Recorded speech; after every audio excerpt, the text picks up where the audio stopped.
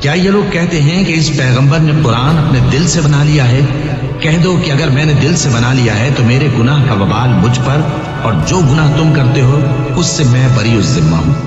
اور نوح کی طرف وحی کی گئی کہ تمہاری قوم میں جو لوگ ایمان لا چکے ان کے سوا اور کوئی ایمان نہیں لائے گا، تو جو کام یہ کر رہے ہیں ان کی وجہ سے غم نہ کھاؤ، اور ایک کشتی ہمارے حکم سے ہمارے سامنے بناؤ، اور جو لوگ ظالم ہیں ان کے بارے میں مجھ سے کچھ نہ کہنا، کیونکہ وہ ضرور غرق کر دیے جائیں گے۔ اور نوح نے کشتی بنانا شروع کر دی، اور جب ان کی قوم کے سردار ان کے پاس سے گزرتے تو ان سے تمسخر کرتے۔ وہ کہتے کہ اگر تم ہم سے تمسخر کرتے ہو تو جس طرح تم ہم سے تمسخر کرتے ہو اسی طرح ایک وقت ہم بھی تم سے تمسخر کریں گے، اور تم کو جلد معلوم ہو جائے گا کہ کس پر عذاب آتا ہے جو اسے رسوا کرے گا، اور کس پر ہمیشہ کا عذاب نازل ہوتا ہے۔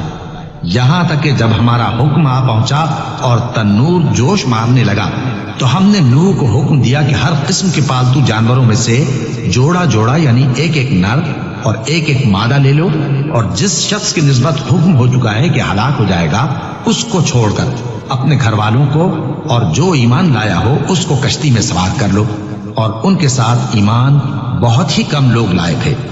نوح نے کہا کہ اللہ کا نام لے کر کہ اسی کے کرم سے اس کا چلنا اور ٹھہرنا ہے، اس میں سوار ہو جاؤ، بے شک میرا پروردگار بخشنے والا ہے، مہربان ہے۔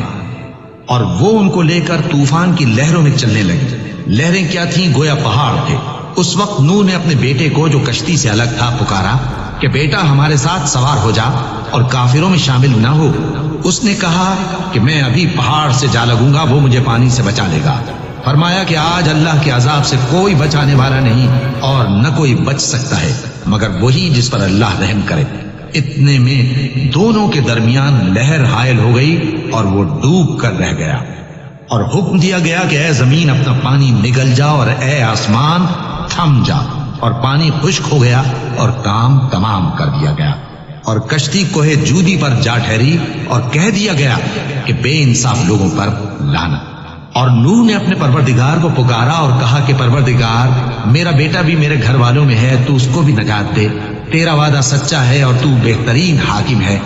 اللہ نے فرمایا کہ اے نوح وہ تیرے گھر والوں میں نہیں ہے، وہ تو سراسر بدعمل ہے، تو جس چیز کی تم کو حقیقت معلوم نہیں اس کے بارے میں مجھ سے درخواست ہی نہ کرو، اور میں تم کو نصیحت کرتا ہوں کہ نادان نہ بنو۔ نوح نے کہا پروردگار میں تجھ سے پناہ مانگتا ہوں کہ ایسی چیز کی تجھ سے درخواست کروں جس کی حقیقت مجھے معلوم نہیں، اور اگر تو مجھے نہیں بخشے گا اور مجھ پر رحم نہیں فرمائے گا تو میں تباہ ہو جاؤں گا۔